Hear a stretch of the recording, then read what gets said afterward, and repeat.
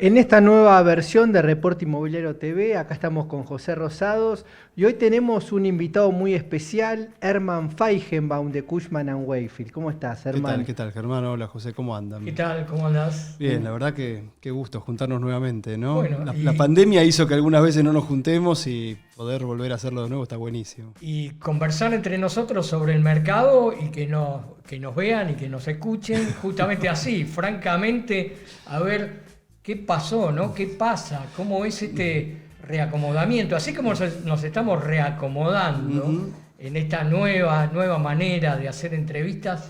¿Qué pasa No, con las oficinas, la por- vuelta a la oficina, por- al trabajo? ¿Qué pueden desde Cushman y demás ya, el feeling, qué sienten? a mí me gusta la discusión porque la verdad es que hay tan poca certidumbre que las cosas se van construyendo a medida que las hablamos y a medida que las entendemos conjuntamente, dialogando. Hay una cosa muy particular que pasó en el mundo de los activos comerciales, ¿no? Activos comerciales es todo aquello que no sea residencial, ¿no? Era un mundo que para los inversores, pero también para los ocupantes, estaba dominado por las oficinas. Es lo que podemos decir en castellano oficina céntrico. Entonces los inversores querían comprar un activo seguro, compraban oficinas. ¿Y por qué compraban oficinas? Y porque las empresas, todas sus actividades, las tenían en la oficina. El centro neurálgico de lo que pasaba era la oficina.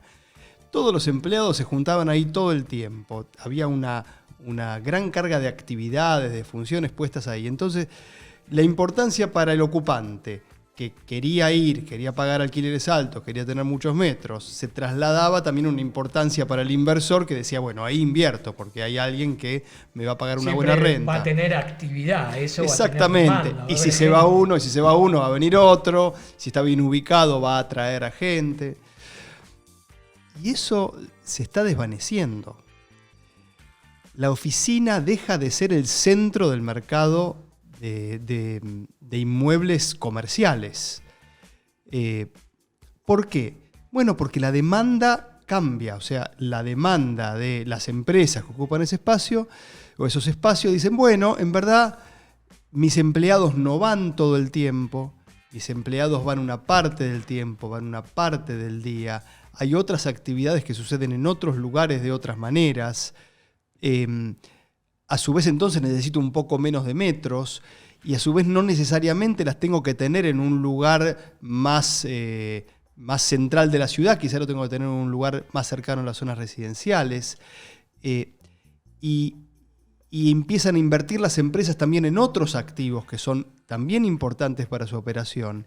Y entonces eso hace que para los inversores también deje de estar en el centro de su actividad inversora, de su búsqueda de retornos, la oficina. Entonces, es un cambio enorme porque desde los años, yo te diría desde los años 60 hasta la fecha, siempre la oficina fue el centro de todo.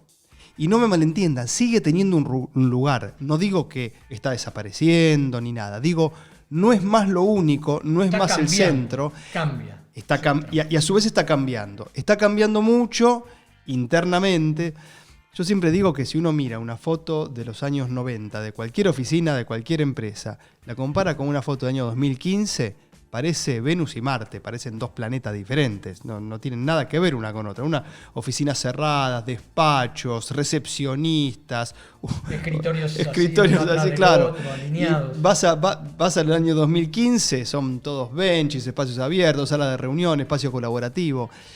Pero ahora hay un cambio aún mayor porque lo que está pasando es que no existe la necesidad de que los empleados estén todo el tiempo sentados en tu escritorio. No van 8 horas sentados en tu escritorio y cada tanto se reúnen con alguien. El puesto de trabajo, ¿no? Concebido así como un puesto de trabajo, un plano, un escritorio, eso es lo que en un determinado lugar, eso es como lo que perdió centralidad. Perdió centralidad y perdió sentido, porque si vos tenés 1000 empleados que se alternan en la ocupación de ese espacio, que no están todo el tiempo juntos, y que de las 5 o 6 horas por día que pueden pasar en una oficina, o 8 horas por día, como mucho, 1 hora y media la pasan en un escritorio y el resto del tiempo lo pasan en diferentes tipos de reuniones, en diferentes tipos de actividades colaborativas que no suceden en ese lugar. ¿Para qué vas a tener un escritorio por persona? ¿Para qué vas a tener cubículos? ¿Para qué vas a tener una cantidad de cosas que no le sirven a nadie y que nadie valora?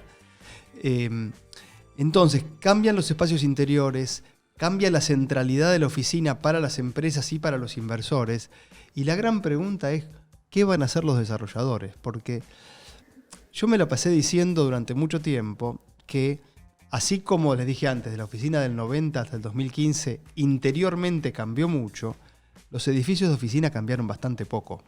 Uno ve las cajas de vidrio con los núcleos centrales, seguían siendo más o menos lo mismo que hacía 30 años, si bien los interiores eran muy diferentes.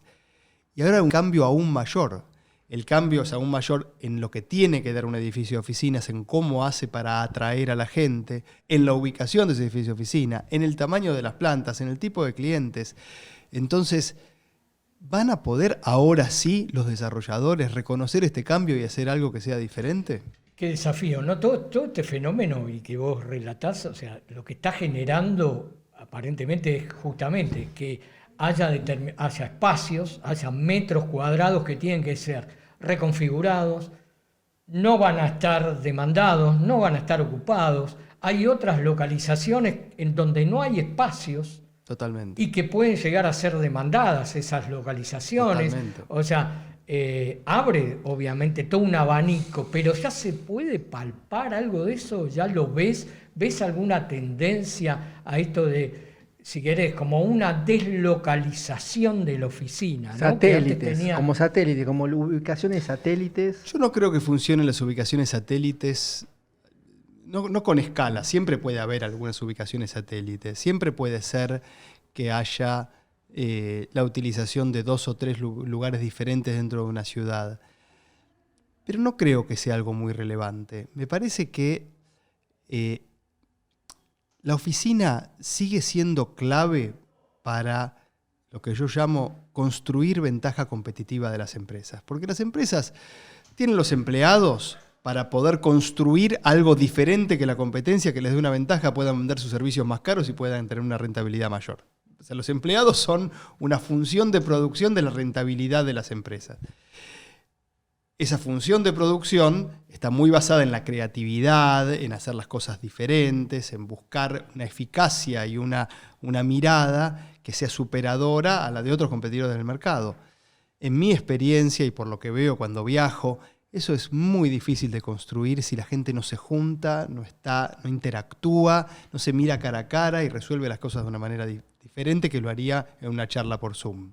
Las dinámicas humanas son muy diferentes. Entonces, yo creo que por el contrario, independientemente de que pueda haber alguna situación de descentralización de algunas oficinas y algunos puestos de trabajo, para mí, que las empresas sigan manteniendo centralidad de sus oficinas para que la gente, menos que antes, en otros momentos, con otras modalidades, pero se junte, interactúe y construya esta ventaja competitiva, es fundamental.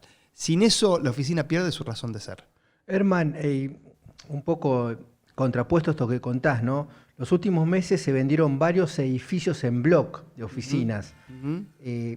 ¿A qué se debe básicamente esto? Sí, es un fenómeno que a nosotros no nos sorprendió para nada. De hecho, ustedes recuerden que las restricciones cambiarias que están vigentes hoy comenzaron al final del gobierno de Macri, en el 2019, y nosotros apenas comenzaron, si bien eran más menguadas, no eran tan fuertes como ahora, pero ya empezaron, se veía una tendencia y nosotros en ese momento ya comenzamos a prepararnos para lo que pensamos que iba a venir, que ahora les cuento, que es muy similar a lo que sucedió en la época de restricciones cambiarias anterior, entre el 2011 y el 2015.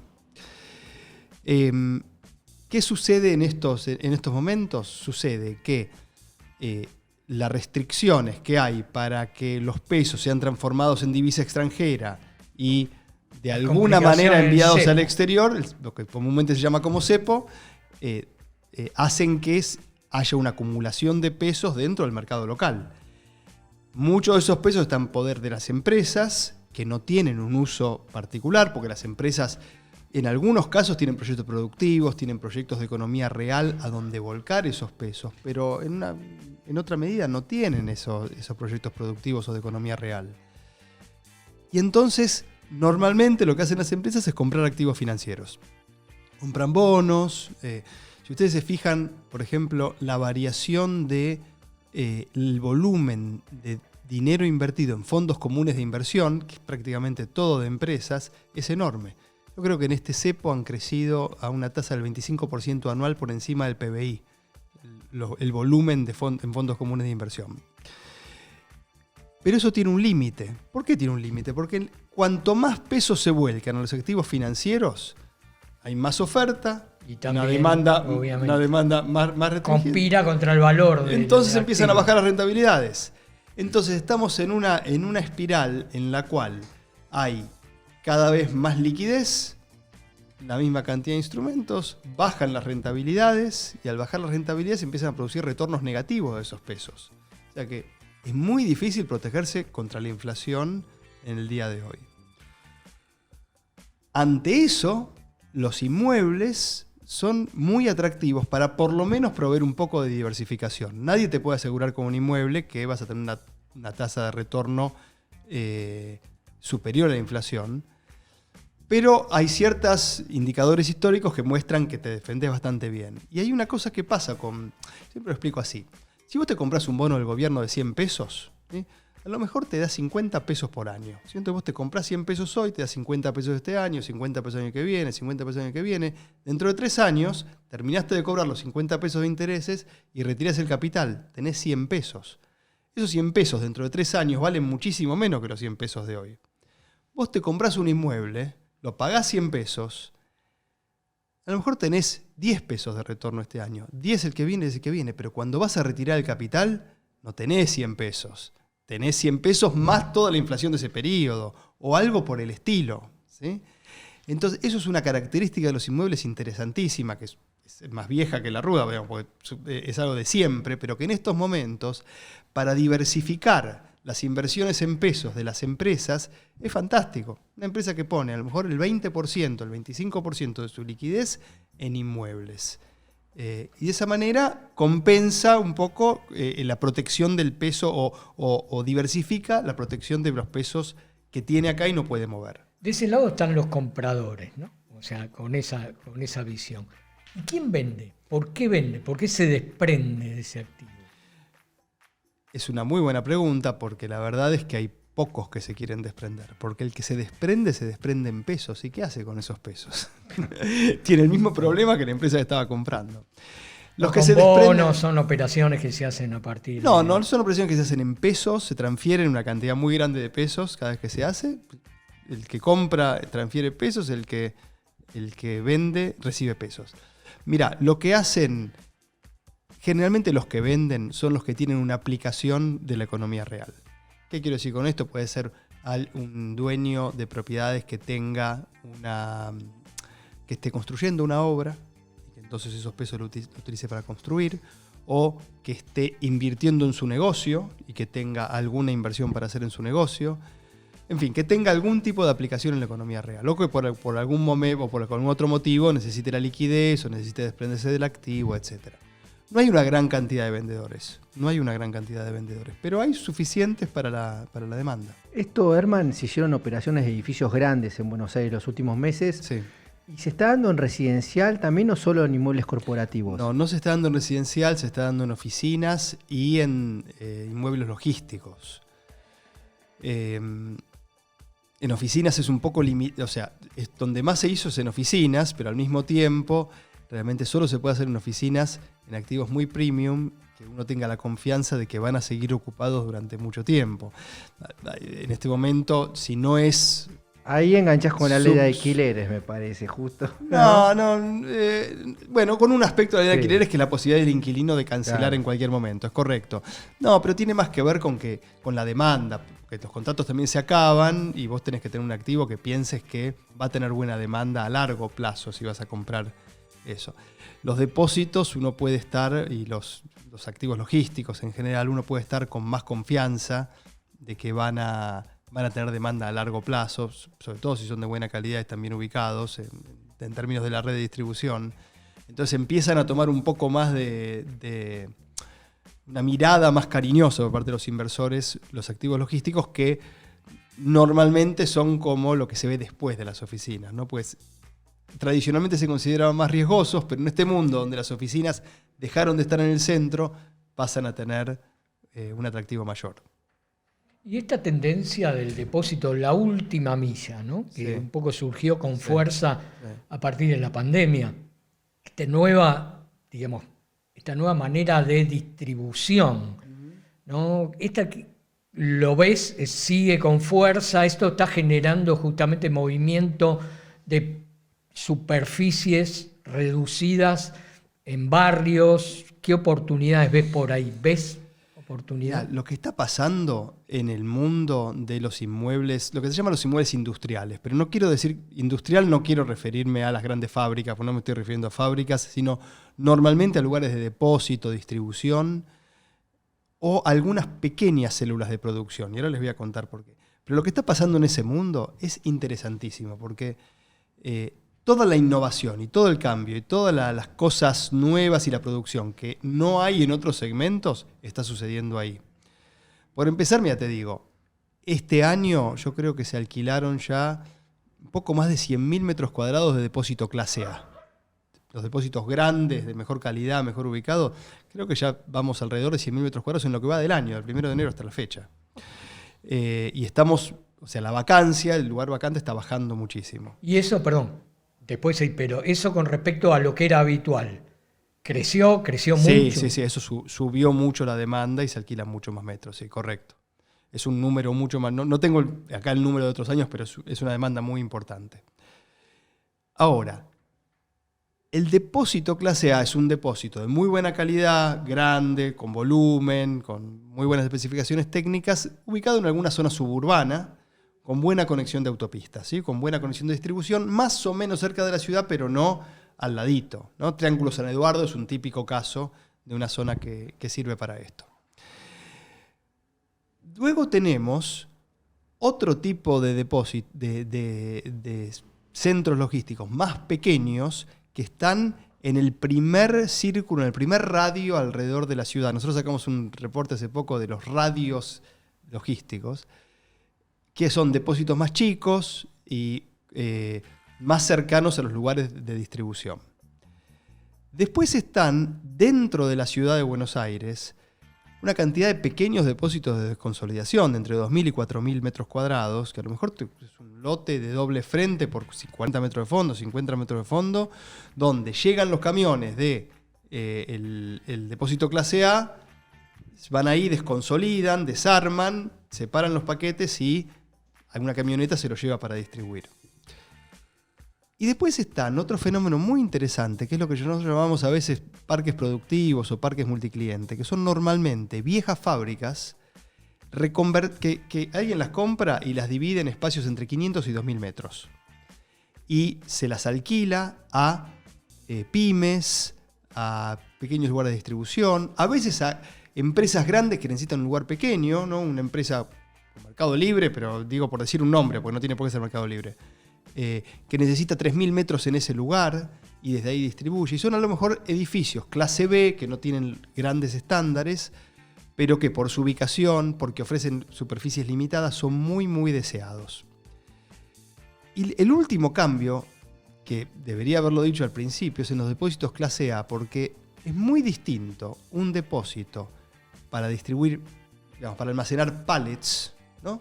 Que te ponen los pallets o de altura, etcétera, de un depósito para distribuir e-commerce, que lo que se distribuye son paquetes. Uno tiene que agarrar el producto uno por uno, empaquetarlo y ponerlo en la línea de distribución. Entonces, si tienen la oportunidad alguna vez de ver un depósito grande de las grandes empresas de e-commerce, van a ver que esa altura muchas veces está dividida en varios pisos, con estanterías y con la distribución producto por producto. No hay pallets en esos depósitos.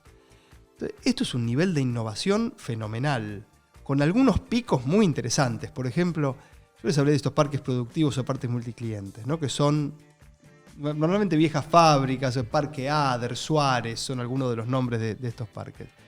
Son normalmente centros que tienen más o menos 20.000 metros cuadrados, alrededor de esa cifra. Hay en este momento en la Ciudad de Buenos Aires más o menos 500.000 metros cuadrados, si no un poco más, de todo eso. 500 metros cuadrados es el 30% del stock clase A, o sea, es una cantidad muy grande. Y se alquilan al mismo valor que el clase A. Al mismo valor que el clase A. Un edificio que en su estructura es un clase B, en superficies pequeñas, ocupado por pymes, se alquila igual, por lo menos igual que un clase A. O sea, puede haber oportunidades en algunos barrios, digamos, para reconvertir determinados inmuebles que por ahí estaban abandonados desde hace muchos años. Hay un montón de esas oportunidades, qué sé yo, en los shopping centers puede haber oportunidades de zonas de 3.000, 4.000 metros cuadrados para transformarlos en pequeños depósitos, zona de cross-docking, en viejas fábricas. En inmuebles grandes que a lo mejor usás una parte y no usás la otra, en subsuelos de edificios de oficina, hay un montón de oportunidades ahí y es una demanda que no va a parar, es una demanda que se va a mantener o va a subir porque es tal la eficiencia que le da al usuario el poder contar con ese servicio que los precios se acomodan fácilmente para poder dar cabida a esa oferta. Ahora te voy a sacar un poco Dale. lo que es tu especialidad o donde más estás metido día a día, que es lo comercial, oficina y logística. Y del residencial. Te llevo al residencial, pero algo muy particular, porque tiene que ver con la inversión fundamentalmente. ¿Qué opinas con respecto a la ley de alquileres, todas estas movidas de modificaciones, de cambios y demás? Bueno, primero yo te voy a preguntar, cuando yo termine te pregunto a vos, porque vos sos más experto que yo, me parece, pero me interesa. Por lo menos empecemos damos por lo que opinión, te digo. ¿no? Luego te digo. Yo, el 80% de la ley de alquileres se refiere a cláusulas muy particulares referidas al mercado residencial. Yo no quiero hablar sobre esas porque yo no soy experto en ese aspecto. Pero yo lo que veo es lo siguiente. Hay una estadística muy interesante, una serie muy interesante armada por Juan José Cruces, que mostró cómo entre el 2004 y el 2017, en la ciudad de Buenos Aires, en términos reales, en términos de poder adquisitivo, o sea, corregido por inflación, los alquileres bajaron un 40%. O sea que los inquilinos efectivamente se beneficiaron con precios un 40% más bajo. Y la verdad que la vacancia de inmuebles en la ciudad de Buenos Aires era muy baja también, estaba a la altura de cualquier ciudad del mundo, alrededor del 6% o algo por el estilo. Y no había grandes dificultades para acceder a un alquiler, más allá de las que ofrece la economía real, digamos, de que los salarios no son gran cosa, etcétera, etcétera. Y algo muy notable en ese contexto es que los propietarios se bancaron retornos absurdos, ridículos. O sea, fíjate cómo los propietarios, por esta propiedad que tienen los inmuebles de preservar el valor de largo plazo que hablábamos antes, que vos comprás algo a 100 ahora, dentro de 5 años se sacrifica rentabilidad. Sacrificaba prácticamente toda la rentabilidad, una rentabilidad del 1,5-2% es como no tener nada, con tal de preservar el valor. Y eso beneficiaba enormemente al inquilino. El inquilino, o sea, tenía la posibilidad de tener una oferta y era una oferta en un mercado competitivo, donde si los inmuebles no se alquilaban a cierto valor, había que bajarlos de precio para poder alquilarlos. Todos los movimientos que ha habido con las últimas leyes, lo que han hecho ha sido retraer la oferta. Y retraer la oferta termina siendo algo negativo para los inquilinos. Y es algo que me parece que yo no lo veo al frente de todas las discusiones. Me parece que ese es el tema principal. Que los inquilinos suponen que estableciendo una cantidad de restricciones a los propietarios van a obtener una mejor oferta para ellos mismos. Yo creo, o sea, los hechos muestran que no es así. Los hechos muestran que esas restricciones lo que han hecho es hacer que haya menos oferta y al haber menos oferta subieron los precios y a su vez hay menos disponibilidad. Entonces yo creo que hay que evaluar esto mirando la historia, mirando lo que pasó en los últimos años y en todo caso corrigiendo esos aspectos que son cómo hacemos para que haya la mayor oferta posible de manera que con la mayor oferta posible y la mayor competitividad posible, los inquilinos accedan a los valores de alquiler más bajos. Bueno, en ese sentido yo no tengo mucho que opinar en contrario, ¿no? Si ya es público también, pero me gustaría conocer al contrario la opinión de Germán. A ver. Germán va a ser mucho más radical que nosotros. No, yo lo vengo diciendo ya desde hace un par de meses. Vamos a oferta de alquileres cero. Primero que el mercado de alquileres se recontra informalizó, o sea, ya es mucho más informal que antes. Y creo que no va a haber alquileres, o sea, si no derogan esta ley, o si no se hace algo, no se modifica, los cambios que andan dando vueltas para hacer alguna modificación, no son cambios que de alguna manera podrían conformar a los propietarios, creo que vamos a un mercado más informal y oferta cero. Ahí no sé qué van a decir cuando tengamos oferta cero, porque no va a ser dentro de poco, aumentaron tanto los alquileres, va a ser, no hay alquileres, esa va a ser la próxima noticia. Y no creo que no mucho más de 2-3 meses. Sí. Es muy difícil porque, mira, hay ciertas cuestiones que son muy desalentadoras para un propietario, ¿no? Por ejemplo, que la actualización sea solamente anual. Con 60% de inflación. Claro, con 60% de inflación. Vos te convenís un precio con 60% que no sabés cuál va a ser. Vos convenís un precio hoy y el promedio es que vas a tener un 30% menos de ingreso, pues 60% menos de inflación equivale a un 30% menos de ingresos reales a lo largo de un año. La única forma que tenés de protegerte de eso es aumentar el valor inicial. Y aumentar el valor inicial lo hace aún más difícil para los inquilinos. También se empiezan a dar, algunos de otro día estaba mirando una información de alguien que estaba molesto porque le habían dicho que para poder alquilar tenía que tener un salario que sea 3 veces el valor del alquiler. Y es una ecuación que es común en cualquier lugar del mundo, que tu salario sea el 30%, que es lo mismo que una cuota hipotecaria. No te dan en cualquier lugar del mundo te dan un crédito hipotecario por hasta el 30% de tu ingreso. ¿Por qué es eso? Pues se supone que el otro 70% lo necesitas para vivir, que si no tenés 70%... tenés capacidad de pago. Aunque, más digamos, si vos te gastás el 50% no podés comer, no podés comprarte la ropa. Eso no significa que el alquiler sea barato, significa que es una cuestión lógica que protege a todos los jugadores del mercado. Entonces a mí me preocupa mucho que lo que se discuta sea si hay una restricción, quién paga una comisión o aspectos muy instrumentales y no la base del asunto, que es cuál es la condición para que haya la mayor cantidad de oferta posible, para que todo el que tenga un departamento tenga voluntad de alquilarlo. Y de esa manera bajen los valores, se facilite para todos porque hay competencia y los inquilinos se benefician con poder elegir el lugar donde quieren estar. Pero, y sobre todo, un poco para que no caer en el escenario que opina Germán y que no haya directamente alquileres, es por lo menos tener determinado grado de certidumbre. Es decir, se terminó por ahora la discusión, ¿es esto? ¿O se cambia o no se cambia?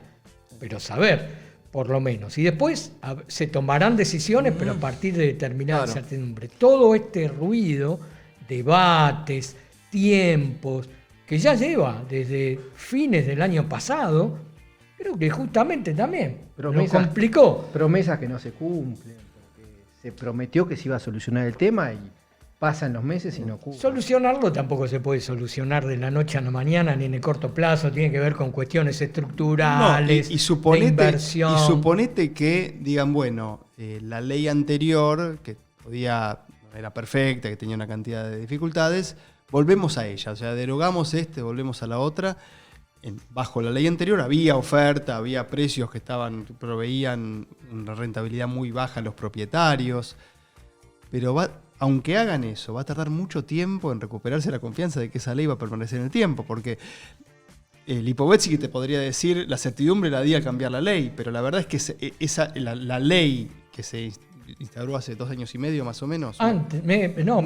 2 años. Hace 2 años. En julio generó, si bien era una ley que en su momento no estaba en discusión, que se aprobó en las cámaras, etcétera, etcétera, generó incertidumbre la propia ley, porque no le dio certidumbre al propietario de cuáles eran los retornos que podía tener, cuáles eran las condiciones en las cuales iba a poder operar realmente.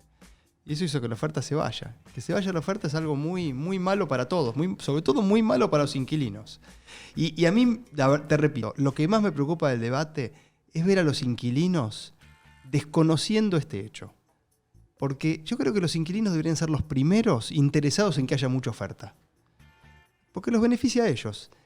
Y después obviamente se pueden pedir condiciones de resguardo para que no haya abusos, porque seguro que en algún lugar había algún abuso, o en muchos lugares podía haber abusos contra los inquilinos, malas prácticas, y yo estoy totalmente en contra de eso, y seguro que hay mecanismos para poder controlarlo. Eso no quiero minimizar ese aspecto, pero el control de los abusos no puede relacionarse, no puede dejar de lado el hecho fundamental, que es que cuanto más oferta haya, más se benefician los inquilinos. Ahora, ¿te parece? Para terminar, o ir terminando. Hablamos justamente de esto, tiene que ver mucho la confianza, la certidumbre. Eso es lo que hace también a que alguien invierta, ¿no? Piense en el largo plazo. Ahora, vos, ¿qué recomendación de inversión darías? Y siempre, obviamente, pensando en el largo plazo, porque la verdad siempre decimos nosotros, la inversión inmobiliaria puede tener ventanas de oportunidad de corto, porque existen, se dan, pero el grueso mira el largo plazo, y siempre hay que mirar el largo plazo. ¿Cuáles serían para vos 2, 3, o las que juzgues, oportunidades ahora, mirando el mercado, estos reacomodamientos que se dan a partir de estas nuevas modalidades de trabajo? A mí depende un poco si sos un inversor activo, con un poco más de volumen y un poco más de capacidad de gestión, que si sos un inversor individual, pasivo, que quiere comprar algo para preservar valor. Si sos un inversor individual, pasivo, yo creo que los inmuebles residenciales usados en este momento están llegando a valores posibles. No que quiero decir que sean regalados. Regalados estaban a lo mejor en la crisis del 2002, en esos años, ¿no? Del corralito y esa época. No creo que estén regalados, pero mira, yo creo que mirando las estadísticas que vi de ustedes el otro día, los inmuebles están más o menos a valores de 2011, ¿sí? Pero en dólares, medido en dólares. Pero del 2011 al 2022 debe haber habido una inflación en dólares del 35%. Más o menos, 35%. O sea que hoy los inmuebles están un 35% más barato que en el 2011. Eso nos debe llevar a valores de 2007, 2006. Habría que hacer la cuenta, yo no hice la cuenta. Yo creo que comprar hoy valores, inmuebles a valor del 2006-2007 está bien. Y después hay que buscar la oportunidad, hay que buscar el inmueble, hay que buscar exactamente dónde. Pero para una familia, para un inversor particular que tiene una cantidad limitada de ahorros y quiere ponerlos en un lugar para preservar valor, yo creo que un inmueble residencial está en un buen valor. Y vos sabés que es muy importante comprar un buen valor, para esos inversores sobre todo, porque si compras un valor caro no te recuperás más. O sea, nunca esa plata vos compraste un 20% más alto, no hay forma de que con las rentabilidades corrientes o así recuperes ese 20%. Entonces, me parece que es un momento para mirar eso, para mirar las oportunidades en residencial usado para los inversores privados. Si sos un inversor con un poquito más de volumen, un poco más de plata, y aparte que puede trabajar en el inmueble, o sea que puede dedicarle un tiempo a gestionarlo, a tener una gestión más activa del inmueble, yo creo que hay que buscar oportunidades en depósitos urbanos. Yo buscaría oportunidades en depósitos urbanos. No estoy hablando de grandes empresas, no estoy hablando de grandes depósitos, no me meto en eso, pero bueno, alguien que tenga un volumen un poquito mayor, ¿no? Yo creo que hay muchas oportunidades ahí, porque la ciudad de Buenos Aires tiene un montón de lugares que se prestan para esta actividad. Si uno se pone a analizar las vías de distribución, los lugares de consumo, y cómo se cruza eso con el nuevo código, y cómo se cruza eso con la disponibilidad de propiedades, creo que ahí hay muchas oportunidades muy interesantes. Clarísimo. Bueno, vamos a seguir con estos temas con Herman en el Malva, el 28 de junio. Exacto. Vos estás Vas. ahí dentro de los panelistas para contarnos y profundizar. Ahí Sí. con algunos datos más concretos y demás en el tema oficinas. Dale, buenísimo. Sí, sí, oficina, nos vamos a hablar un poquito también de distribución, de logística. Vamos a combinar un poco todo porque hoy no es más oficina céntrico, hoy es un universo más variado y es importante mirarlo todo junto. Bueno, el que se quiere inscribir, entra a Reporte Inmobiliario, sección eventos, y ahí tienen una gama de varios eventos que estamos planteando para los próximos días.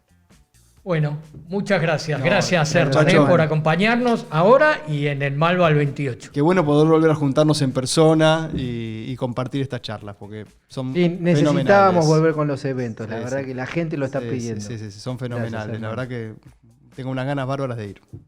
Gracias. Chau.